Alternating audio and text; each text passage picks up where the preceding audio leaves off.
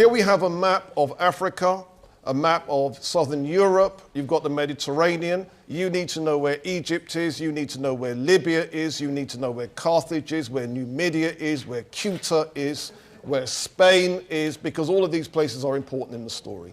Right, so you've all located those places? Okay, good. Now, the world in the year 500 AD to 1100 AD was quite an interesting place. The western part of the Roman Empire was in decline, and because the Roman Empire was the civilizing force in Western Europe entered the Dark Age. Things were going very badly indeed. And no doubt you've been taught about the Dark Ages, but let's be clear, the Dark Ages is one place in the world. Anyone know where? Europe. It doesn't mean the rest of the world was in a dark age. Does that make sense? And consequently, the appropriateness of the term needs to be discussed. Now, what exactly was going on? According to a European professor, his name is Robert Briffaut, we read, from the 5th to the 10th century, Europe lay sunk in a night of barbarism, more awful and horrible than that of the primitive savage, for it was the decomposing body of what had been a great civilization. Cities had practically disappeared. They were pulled down and used as quarries to build towers in which a bishop or a baron established himself, who could afford some protection.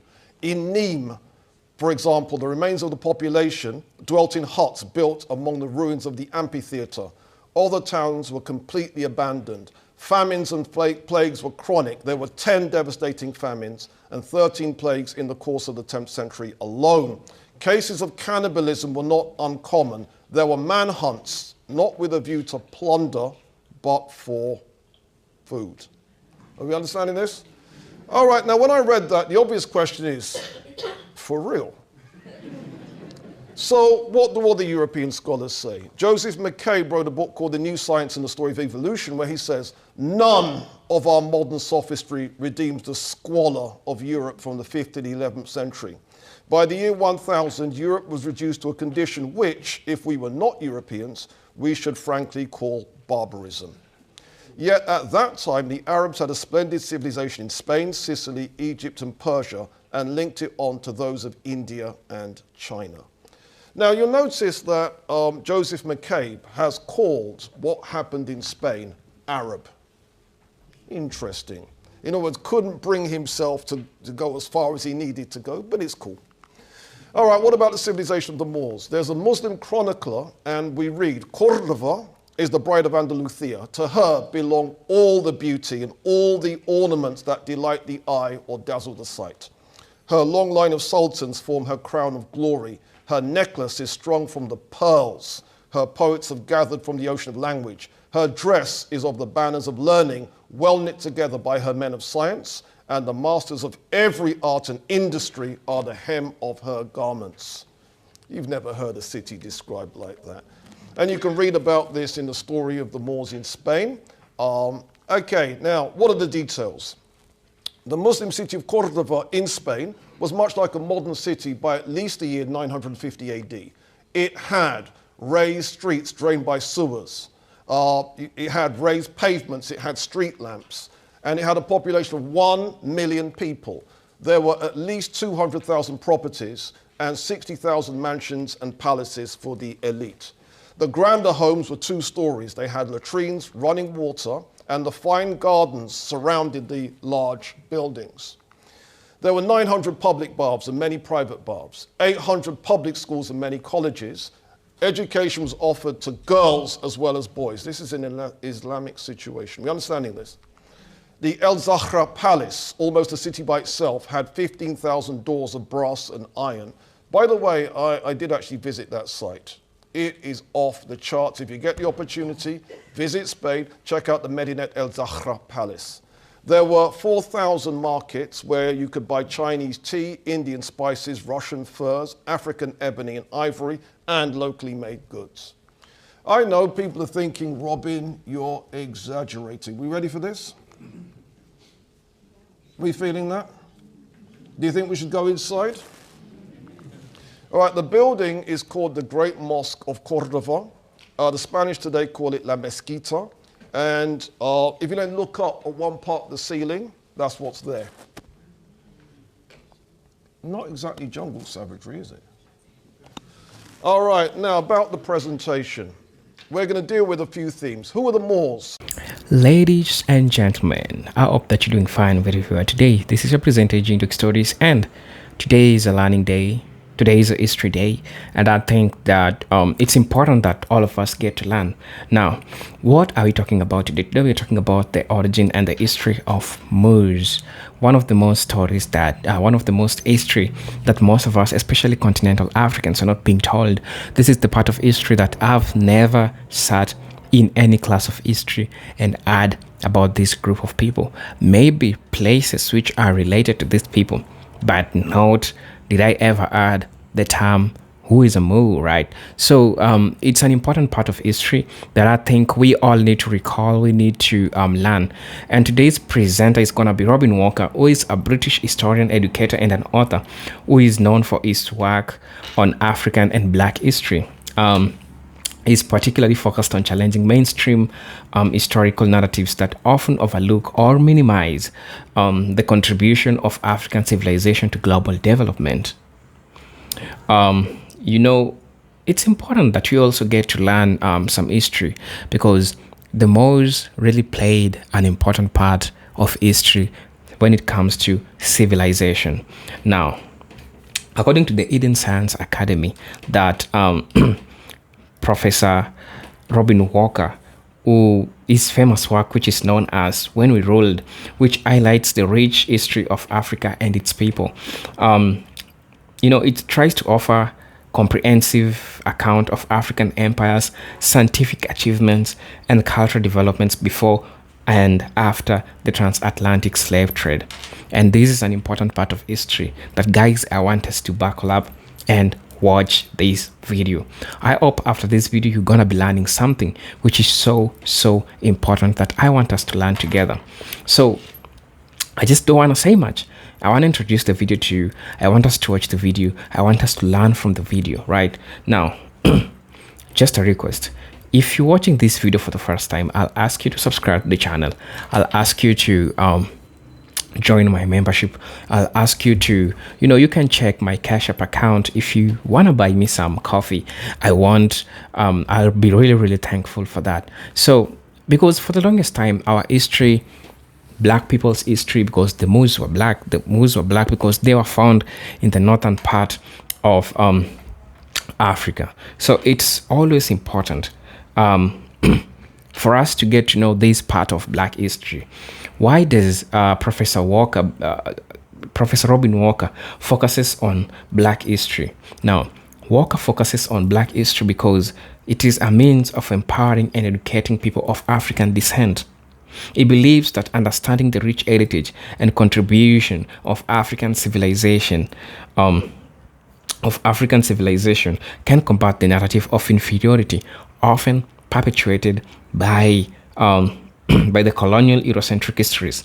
By restoring pride in Black history, Walker seeks to counteract the legacy of colonialism and slavery, which has been obscured or diminished in the achievement of Africans and their descendants. His works promote idea of Black history, which is world history that people of African descent have played a pivotal role in shaping human civilization. Buckle up for this presentation.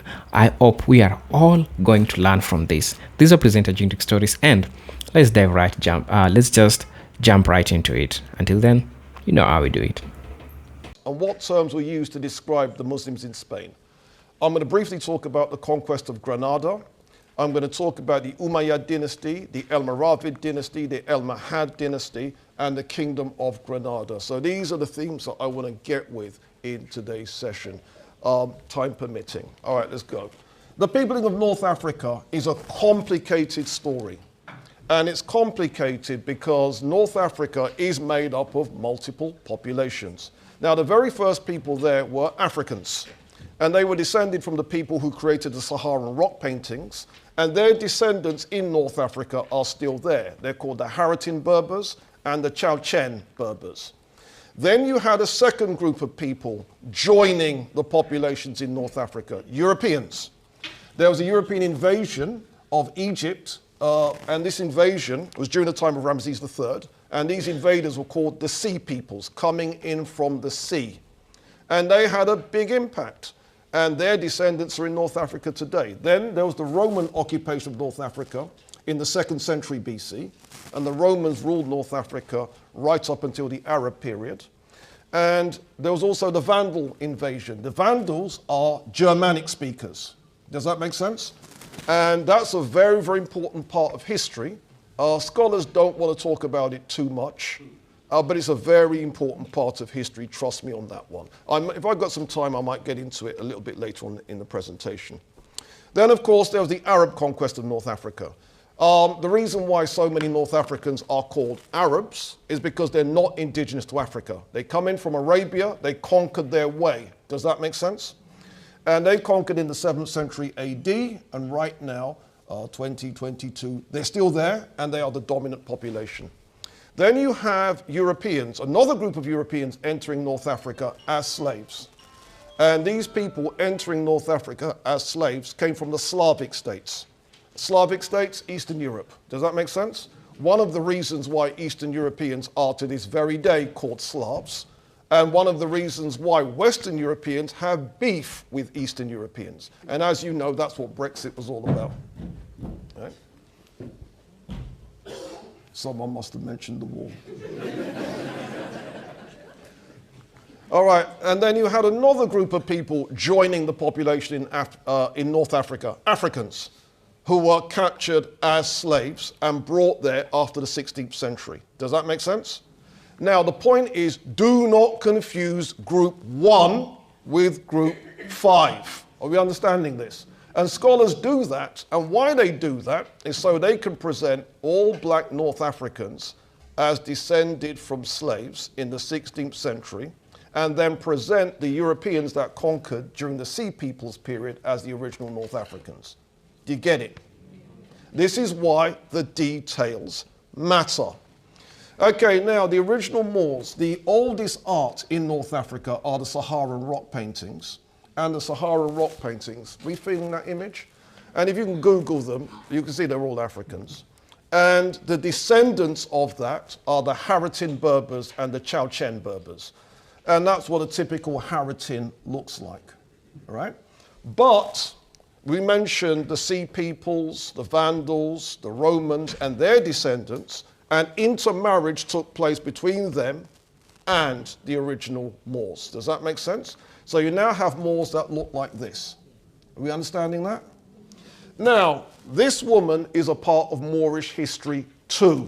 Does that make sense? So what usually happens is black scholars say, well, the term Moor means black, so it's black history. No, she's in it as well. Does that make sense? Yeah? All right. So what are the terms that appear in the literature? You've got the term Moor, which is the European term meaning dark or black. That's the term Europeans use to describe the black people in Spanish history. Then you've got the term Berber, and that's the term that Arab scholars use. It's a linguistic term, people speaking Berber.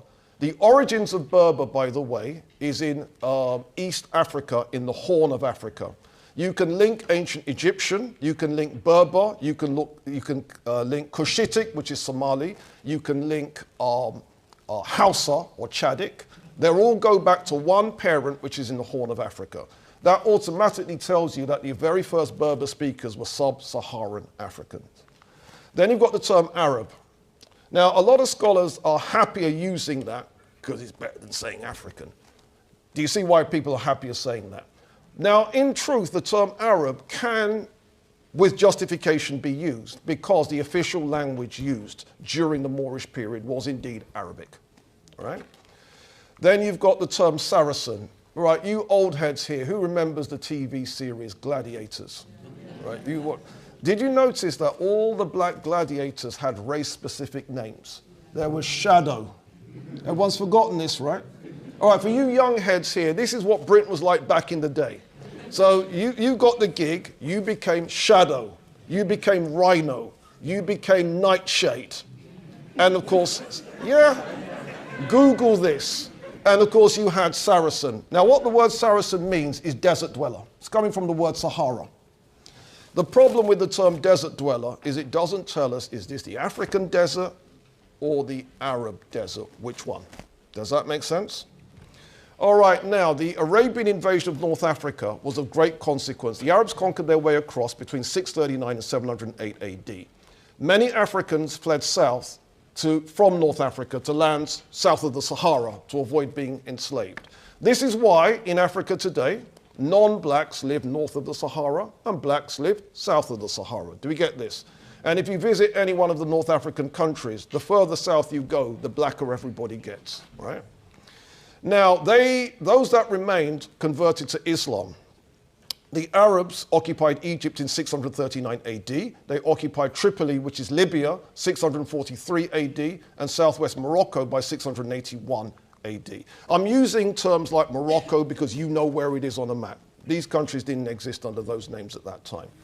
In 698, they appointed Musa ibn Nuzair governor of North Africa. However, Musa wanted to take control of Spain, but feared that an invasion at this time would exhaust his armies. So he had to think of, what am I going to do next? Musa ibn Nuzair is a Yemeni, so he's from the Arabian Peninsula. But the Yemenis,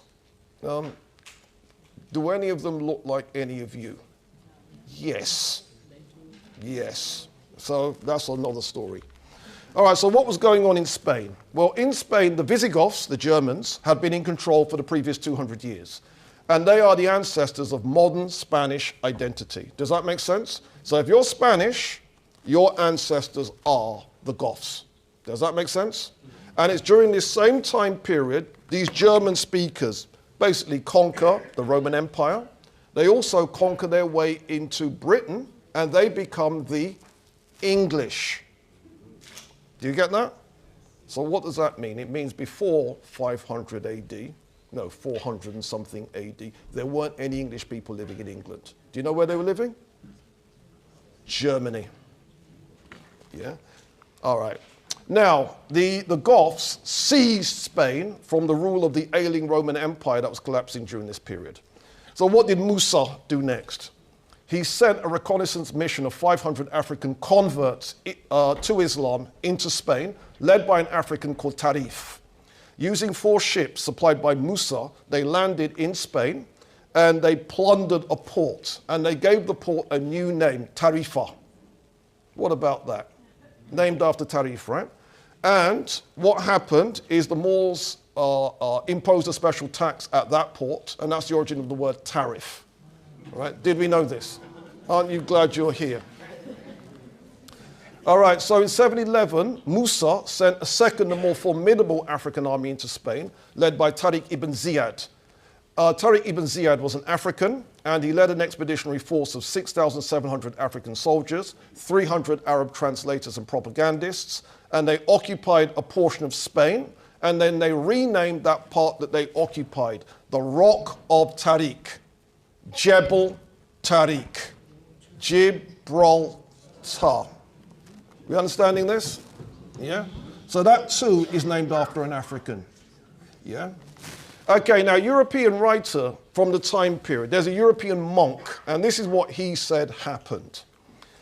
The reins of their horses were as fire, their faces black as pitch. Their eyes shone like burning candles. Their horses were swift as leopards, and the riders fiercer than a wolf in a sheepfold at night.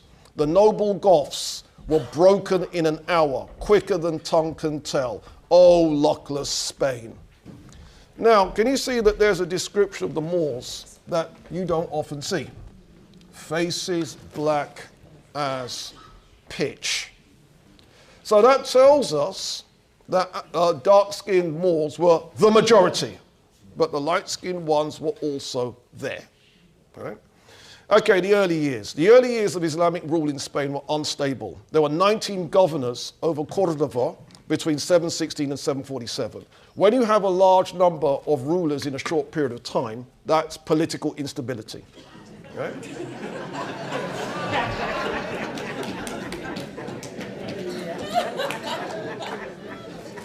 Actually, I did not want to mention Kwesi, but yeah, there it is. All right, so what happened next? Well, the Muslims took control of land vacated by the Spaniards, who fled north. Arabs settled the most fertile part of the south and left Africans poorer land in central Spain and areas closer to the north. And this led to conflict between Musa, the Arab overlord, but let's be quite clear, Yemeni overlord, and Tariq, the African subordinate.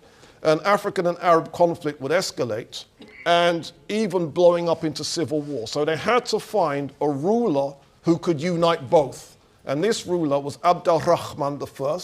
He's said to have been part Arab, i.e. Yemeni, and part African. So he would have been fully black, in other words, right?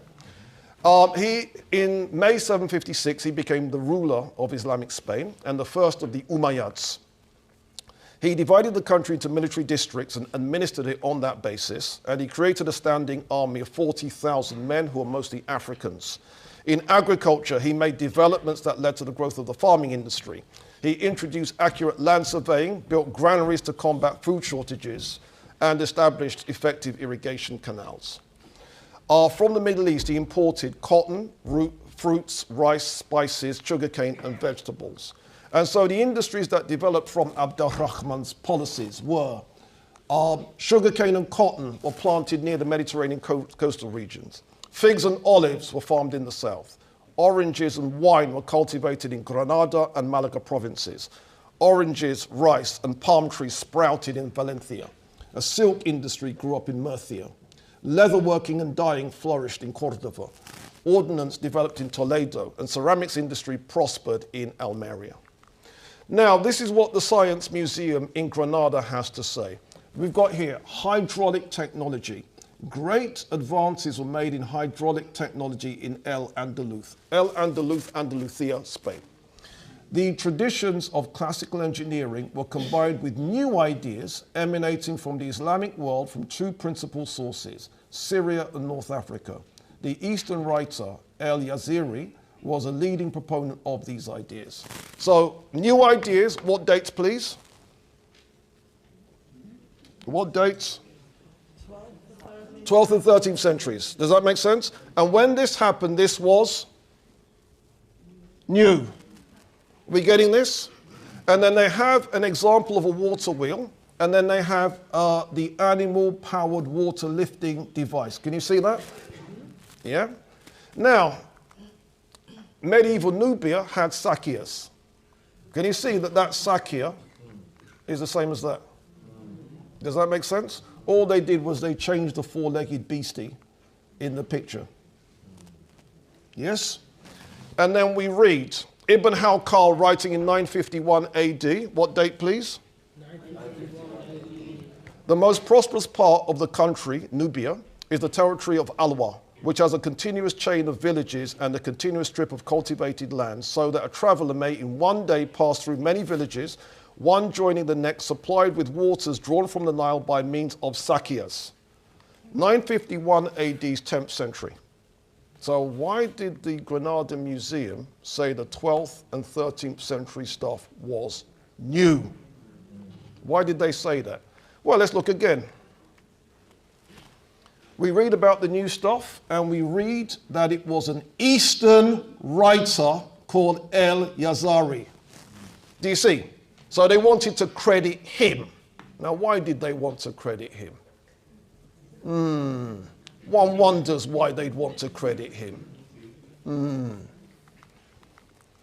All right, now keeping it moving. How do we know the culture was mostly African? Well, when you read the descriptions of the early sultans of Spain, some of them are described as blonde, white, copper-colored, brown, reddish, dark, frizzly-haired, woolly-haired, etc. Well, they don't sound like Africans, so what's going on? Answer, huge amounts of intermarriage, yeah? But so how do we know the culture was African? Well, in 1992, the Journal of Human Biology carried an article called Importation Route of the Sickle Cell Trait into Portugal, Contribution of Molecular Epidemiology. Let's read it. To elucidate the origin and spread of the sickle cell trait into the Portuguese population, we examined 9 polymorphic DNA markers within the beta-globin gene cluster defining the haplotype. The population sample included 64 sickle cell gene-bearing individuals from defined Portuguese-speaking white, black, and Asian Indian populations. The nature and geographic distribution of the different beta S haplotypes in Portugal suggests that the sickle cell trait has been imported twice. How many times, please? Twice. Okay, so we're interested in the first one, aren't we? Between the 8th and 13th centuries from the Mediterranean basin in association with the Benin haplotype, and after the 15th century from Black Africa over an Atlantic route, Senegal and Bantu haplotypes. Okay, 8th to 13th century, that's 700 AD to 1200 AD. Isn't that the period we're talking about? And what type of sickle cell is it, folks? The Benin haplotype. Did we know this? Did we know this? So therefore we can infer that the culture indeed was mostly African. Now what does the term Moor mean? It was a geographical term of Phoenician origin and it originally meant Western. The Phoenicians applied the term to the people of Northwest Africa. Another theory claims that the word Moor is derived from a Kushite capital city called Meroe. Now the Greeks and Romans adopted the term Mori, but also described these same Northwest Africans as Nigri, black, and Adusti, scorched. The Latin word Morus became a synonym with another Latin word, Niger, which means black. In other European languages, the association of the term Moor with Negroes continued well into the Renaissance period, as you know, because Shakespeare did that, right? Now, example, did you know that there was a Catholic saint called Saint Benedict the Moor? And then we read on the Catholic website, Benedict the Moor was born a slave near Messina, Italy. We read on, read on, read on. Then at the very end it says, the surname, the Moor, is a misnomer. So why is it a misnomer? Originating from the Italian il Moro, meaning the black. Now, if il Moro in Italian means the black, what does el Moro in Spanish mean? In it, to use the technical. However, Spanish students of mine, I used to be a school teacher, they insisted that the term morena does not mean black, it means brown. Does that make sense? All right, so we're going to investigate. Now, there are also Wikipedia pages that claim that the term Moor is not an ethnic term, it's a religious term meaning Muslim. Does that make sense? All right, let's test this hypothesis. Now, there are modern scholars that will concede that the term Moor does indeed mean black, but according to them, the word Moor means black in every single language except Spanish. Does that make sense? And in Spanish, it doesn't mean black. What does it mean? Brown. All right, so there's a passage in the Bible, Song of Songs, and some of you know this. I am black but comely, O you daughters of Jerusalem. Does that make sense? We got that? So what I did was I pulled up a Spanish Bible to find out how was that translated. And guess what word they use for black? Morena. Which we've been led to believe means brown.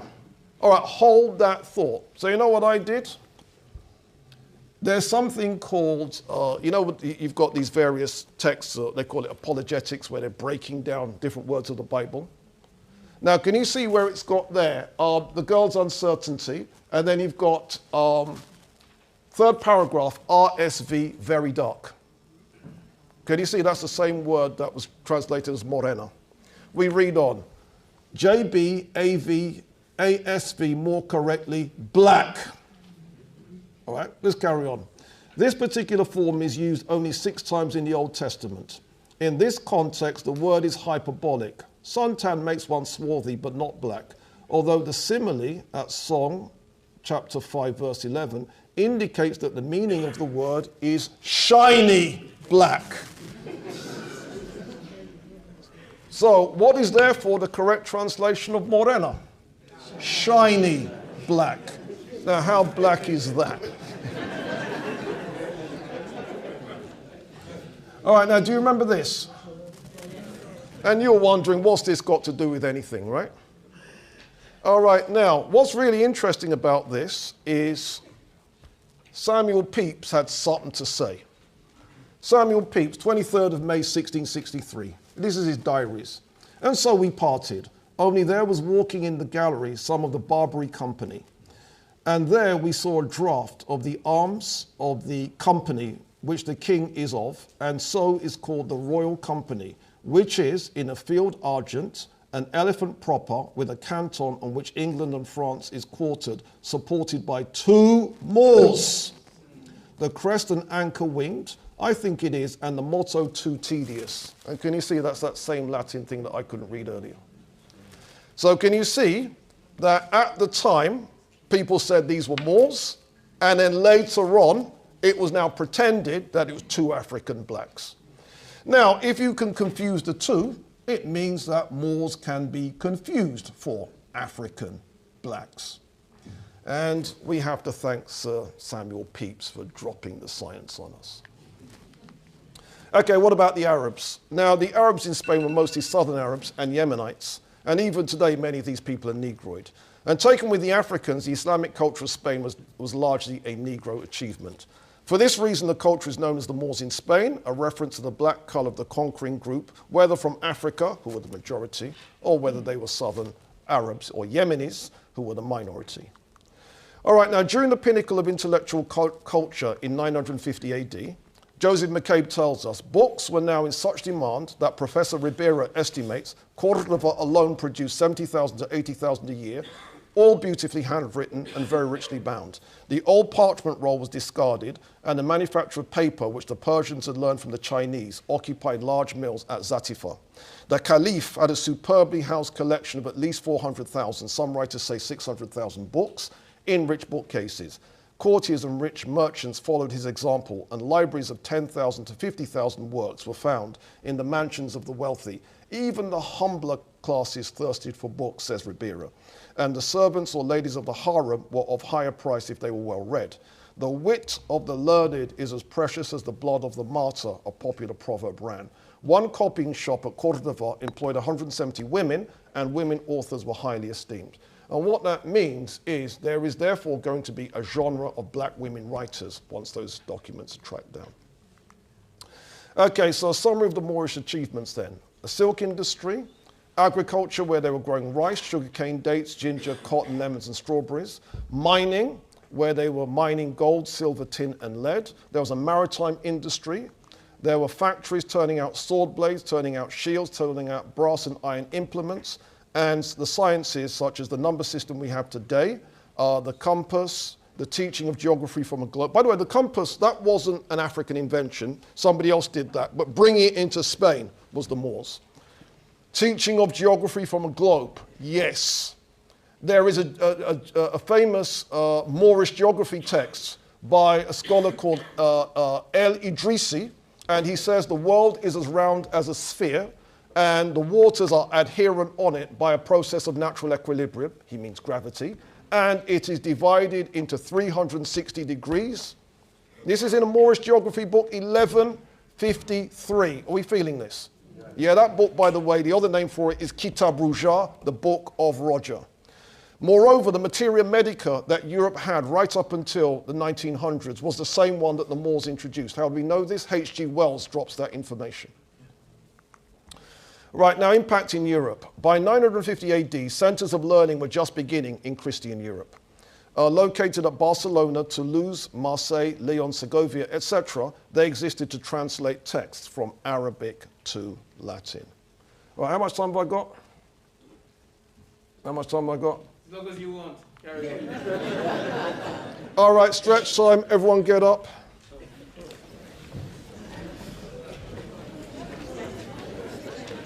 Okay, so it's like this. Right, if someone hasn't stood up, feel free to tickle that person. All right, so it's left like this, good.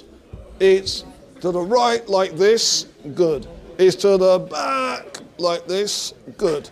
It's like this, good. All right, thanks a lot, sit down. Okay, I'm gonna have to push the pace. Right, the next chapter of the history of the Moors in Spain concerns the Almoravids. So we're now in the African deserts among the Berbers of North and West Africa. In the year 1048, Yahya ibn Ibrahim, ruler of the Berbers of the desert, made a pilgrimage to Mecca. He returned to North Africa with a religious teacher from Mecca called Ibn Yazin, and Yazin attempted to teach Islam among the desert Berbers. He failed and was chased away. So everyone then ended up fleeing to Tekre on the Senegal River. So we're now in Senegal. There they established a monastery and lived as recluses, and then people joined this movement from Senegal, and they became known as El Morabitun, or in English, Morabites. Another word is the French one, marabout. Does that make sense? These are all West Africa now. And the word that you see in the literature is El Moravids. Now in Tekre, the movement grew. Tekrurians wanted their independence from ancient Ghana and saw the new movement as a force that could win that independence. So in 1062, the El Moravids, the same group from the desert and now people from Senegal, they established Marrakesh, which is the African capital of their empire. So Marrakesh in Morocco used to be a black city. 1076, they conquered ancient Ghana and held it for some years. Tekre became independent of Ghanaian imperial rule. By the time we get to 1082, there were hundreds of Moors and Arabs streaming into Africa, fleeing the campaigns of the Christians because the Moorish rule, the Arab rule in Spain had become unstable and the Europeans were kicking off, so people fled to Africa. They visited Yusuf, leader of the Berbers, and they begged him to get an army together to help, to assist the Muslims against the Christian onslaught that was taking place in Spain. Yusuf raised an army said to have included every ethnic group in the Western Desert and sent them across the sea into Spain, where the African army beat the Christians at Zalaka 1086. That is Yusuf ibn Tashfin. We feeling that? Now, just to put it in perspective, Yusuf ibn Tashfin, can you see Mansa Musa's on the same map? Yes. Who's darker? Right, so can you see the Moor is darker than the Negro? Are you feeling this? Now, isn't that powerful evidence? So anyone wants to run up their mouth, show them this. All right, so did they build anything in Africa? In Marrakesh, that's one of the monuments there. So if you go in that monument and you look up, that's what's there. Now, as ruler of Spain, Yusuf's forces seized Seville, dethroned its Islamic rulers. He accused them of being sunk in pleasure and sloth. And the result was the Almoravid Empire had a court in Africa centered in Marrakesh and a court in Spain centered in Seville. And according to Lady Lugard, this established once more a supreme sultan upon the throne of Andalusia.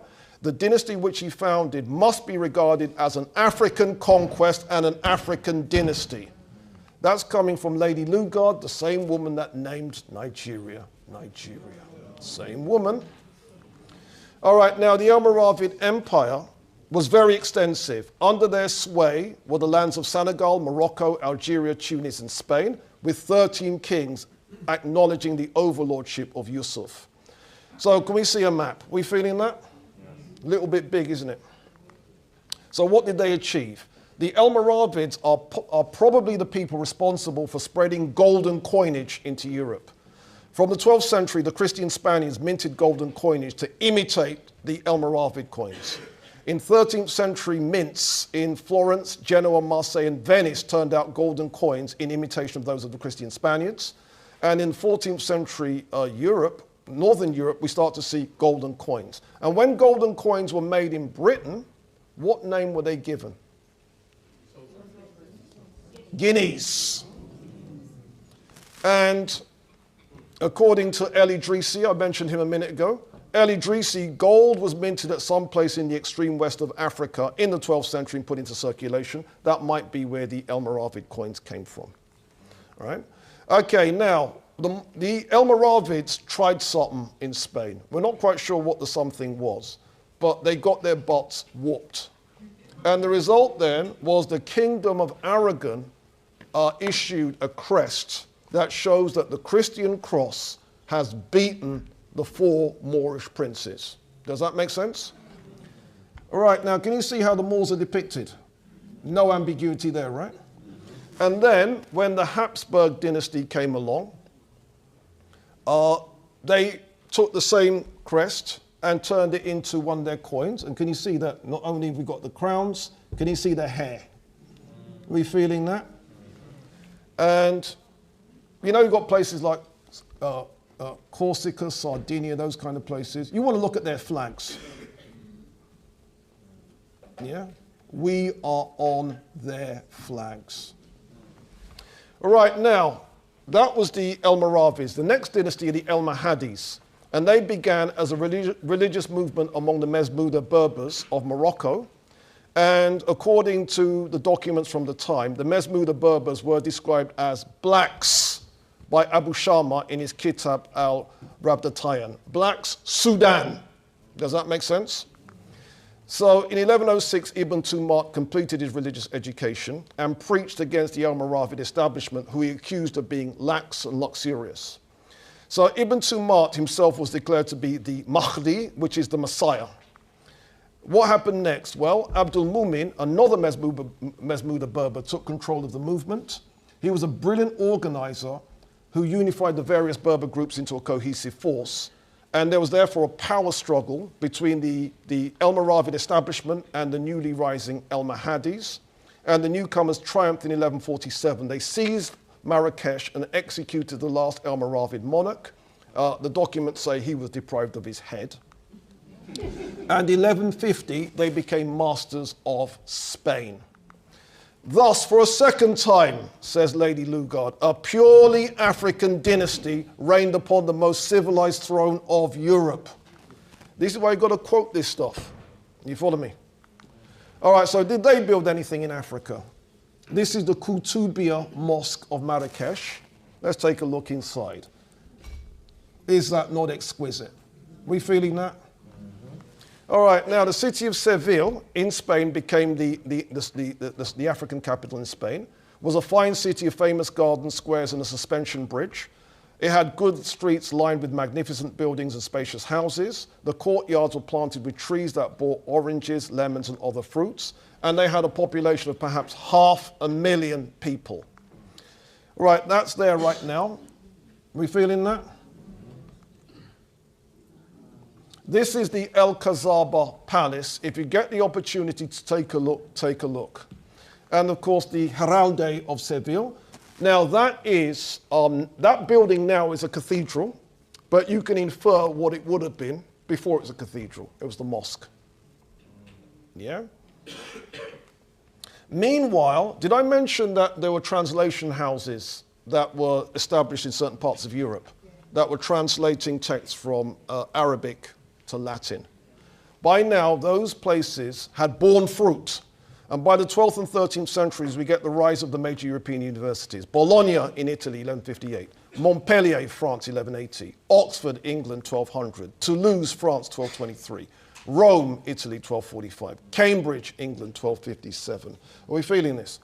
And this is the beginnings of what's going to become known as the European Renaissance. Now, there was much disunity among the Almohades, and therefore things fell apart. There was African and Arab disunity. I don't want to get into that. No, let me get into that. Why not? Have we got time? There's a document, Abu Ghaffar refusing the post of Secretary of Granada, and he refused the post because he had to work along the Sultan's son. And he wrote, the dark-skinned Berber seemed to him far below his own intellectual standards. Now, just marinate on that. All right, now the Kingdom of Granada. Right, this is now the 4th dynasty. And according to Professor Lane Poole, the Kingdom of Granada was the last bulwark of the Moors in Spain. It was not much that was now left of them. Between 1238 and 1260, Fernando III of Castile and Jaime I of Aragon conquered Valencia, Córdoba, Seville, and Murcia. And the rule of the Moors was now restricted to the present province of Granada. Within this limit, however, their kingdom was destined to endure for another 2 centuries and a half. Though hemmed in on all sides, the Moors were well served by soldiers.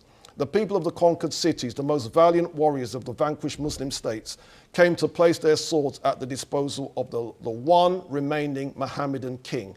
50,000 Moors are recorded to have fled to his protection from Valencia, and 300,000 from Seville, Xeres, and Cadiz. Nevertheless, Granada was forced to become tributary to the Castilian crown.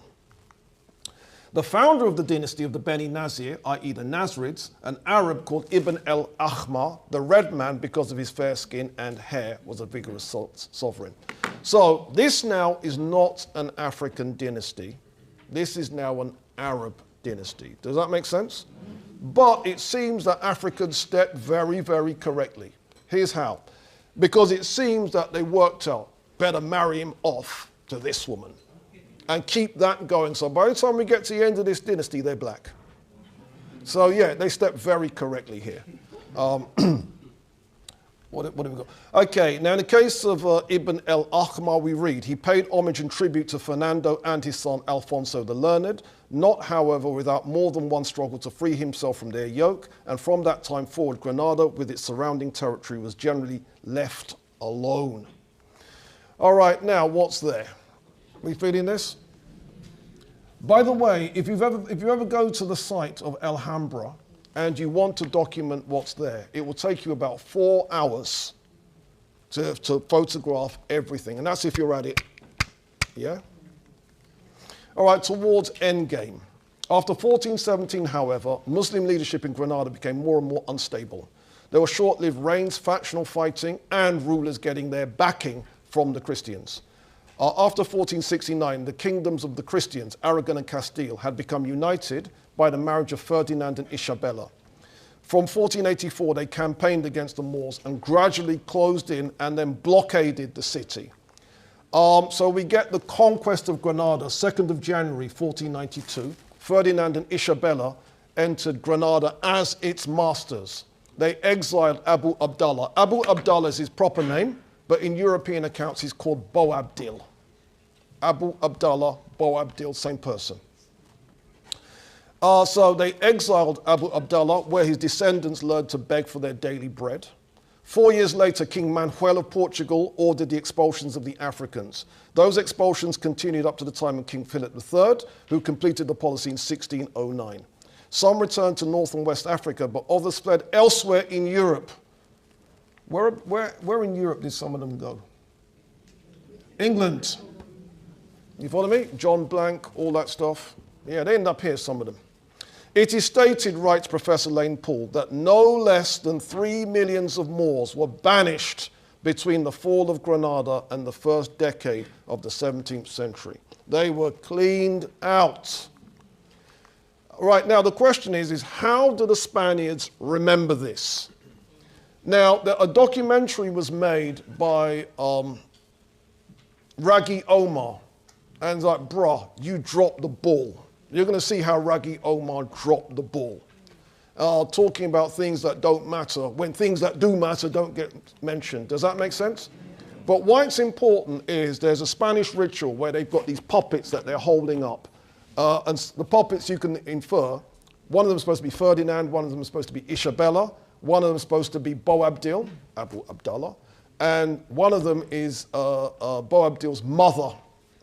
Now the mother is veiled. Does that make sense? But you can see her hands. All right, check this out, you all. The only remnants of Islamic Al-Andalus in this procession are these giant puppets of Granada's last Muslim rulers, Boabdil and his queen. But of the Jews, nothing remains. And those who converted even lost their identities. They were given Christian names. But to the church, they would always be infidels at heart. Did you like the betrayal of Abu Abdallah and his mother? Are we feeling that? And notice it wasn't me that did that. I ain't got nothing. They didn't ask me, trust me. That's how the Spanish are remembering that. All right, a European scholar's assessment. Professor Lane Poole says, in 1492, the last bulwark of the Moors gave way before the crusade of Ferdinand and Isabella, and with Granada fell all Spain's greatness. For a brief while indeed, the reflection of the Moorish splendor cast a borrowed light upon the history of the land, which it had warmed with its sunny radiance. The great epoch of Isabella, Charles V, Philip II, Columbus, Cortez, and Pizarro shed a last halo about the dying moments of a mighty state. Then followed the abomination of desolation, the rule of the Inquisition, and the blackness of darkness in which Spain has been plunged ever since. In the land where science was once supreme, the Spanish doctors became noted for nothing but their ignorance and incapacity. and the discovery of Newton and Harvey were condemned as pernicious to the faith. Where once 70 public libraries had fed the minds of scholars and 500,000 books had been gathered together at Cordova for the benefit of the world, such indifference to learning afterwards prevailed that the new capital, Madrid, possessed no public library in the 18th century. And even the manuscripts of the Escurial were denied in our own days to the first scholarly historian of the Moors, though himself a Spaniard. The 16,000 looms of Seville soon dwindled to a fifth of their ancient number. There are important breakdowns that I feel like I need to talk about. And it's important because, as I said when introducing the video, I didn't know that there is this part of history that really exists. I didn't know that there is this part of history that we have missed, especially continental Africans who are so much interested or who have learned African American history.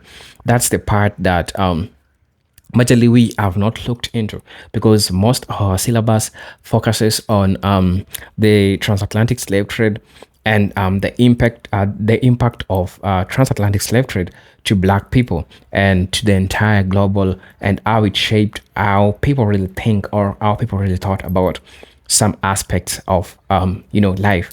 Now, the origin and identity of the Moors. Brother Robin Walker has really broken this down so perfectly. Now, what was likely to be discussed here is that the Moors were Muslims inhabitants of the Maghreb, the Iberian Peninsula, Sicily, and Malta during the Middle Ages.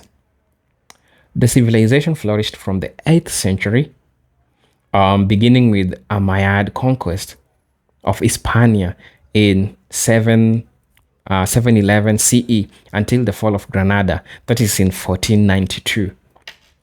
Now, given the historical context of the origin and the identity of the Moors, Arab-Berber alliance, the Moors were a mix of Berber and Arab people from North Africa. After the Islamic conquest of the 7th century, the Berbers were under Arab leadership, converted to Islam, and began expanding into the Europe. Because trying to look at trans-Saharan trade and transatlantic slave trade. Trans-Saharan trade came before transatlantic slave trade. Now, trans-Saharan trade, this is the trade that involved Black people, and this shows how the Black people started to move, going to different places, going to while they moved from different. These were the Moors, the Berbers, and in our history lessons we usually term them as the Tuaregs, the Berbers from the north and the Tuaregs from the other side. It makes sense because the trans-Saharan trade happened before the transatlantic slave trade. So if we have the Berbers who are involved in this before the transatlantic slave trade, now it makes sense to me, because that's just that part of history that we were like not told like clearly, but it happened right now. The Moors were a mix of Berbers and Arab people from North Africa. After the Islamic conquest of the 7th century, the Berbers under Arab leadership converted to Islam and began expanding to Europe. The conquest of Iberia. The Moors, led by General Tariq ibn Ziyad, crossed the Strait of Gibraltar in 711 and rapidly conquered most of the Iberian Peninsula. Their establishment of Al-Andalus, that's the Muslim Spain, became a cultural and intellectual hub for medieval world. You might want some deep explanation about this, and let me do it. Now, the Moorish invasion was not just a military conquest. It was also a cultural transfer of knowledge and ideas. While many people associated the Moors with their military exploits, the real contribution to European civilization was their intellectual and scientific advancements. The fusion of Arab Berber and the Iberian cultures in Al-Andalus created a society that was far more advanced than the rest of the Europe. in fields such as astronomy, mathematics, architecture, and medicine. Now, what was um, what was the Moorish contribution to European science and knowledge? What was likely to be discussed? Because Dr. Robin Walker tries to touch about this as an important social aspect when we talk about this topic. Now, listen. The Moors were pioneers. The sorry, the Moors were pioneers in the fields like medicine, astronomy, mathematics, and the advanced learning helped people pull Europe out of the so-called Dark Ages. It is the Moors who pulled Europe out of the so-called Dark Ages. Now, what's the historical context of this? Cordoba as a center of learning. The capital of Moorish Spain, Cordoba, became one of the most advanced cities in Europe by 10th century, rivaling Constantinople and Baghdad in terms of intellectual output. Libraries, universities, and hospitals thrived, attracting scholars from all over the world. Talking about transmission of knowledge, the Moors preserved and expanded upon the work of the ancient Greek and Romans. They were translated texts by philosophers like Aristotle into Arabic, and these were later introduced to European in Latin, helping spark a renaissance. One of the key figures were Averroes, Ibn Rashid, a Moorish philosopher, and polymath Averroes. Commentaries on Aristotle profoundly influenced European thought. Al-Zarawi, a pioneer in surgery and medical science, known as the father of modern surgery. His works were translated into Latin and used as medical references in Europe for centuries. Now you need to get why the Moorish was so important part of this civilization. Now, let's just have a deep discussion about this. The Moors helped Europe recover knowledge that had been lost after the fall of the Roman Empire. The advanced knowledge of mathematics, such as the introduction of concept of zero and algebra from Islamic word, astronomy, building from Ptolemaic models from the word Ptolemy. Without this contribution, the Renaissance, often celebrated as the period of European rebirth, would not have been possible in the same way. Right? And really it makes sense because a lot of the things, the achievements in the world are usually put in the name of white people, in the name of European people. But in this history, we're not seeing any contribution of no white person here. So I'm really starting to get the point. I'm really starting to understand everything. And I'm finally getting it right. Now, Moorish scientists such as the Ibn al-Haytham also laid foundation of optics, influencing future European scientists like Galileo and Kepler. The third thing that I'm going to talk about is architecture and urban planning. The Moors introduced advanced architectural styles and urban planning techniques that transformed European cities, particularly in Spain.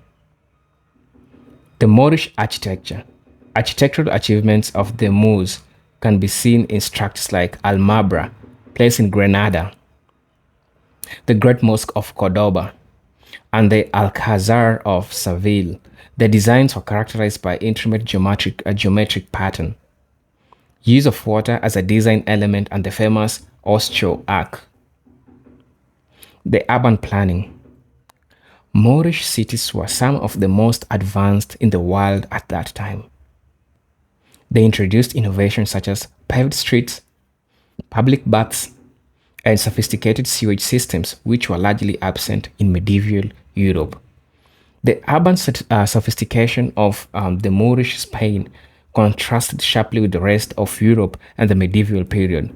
For example, while cities like London and Paris were plagued by poor sanitation and diseases, cities like Al-Andalus had well-maintained roads, public bathhouses inspired by Roman and Byzantine traditions, and even street light.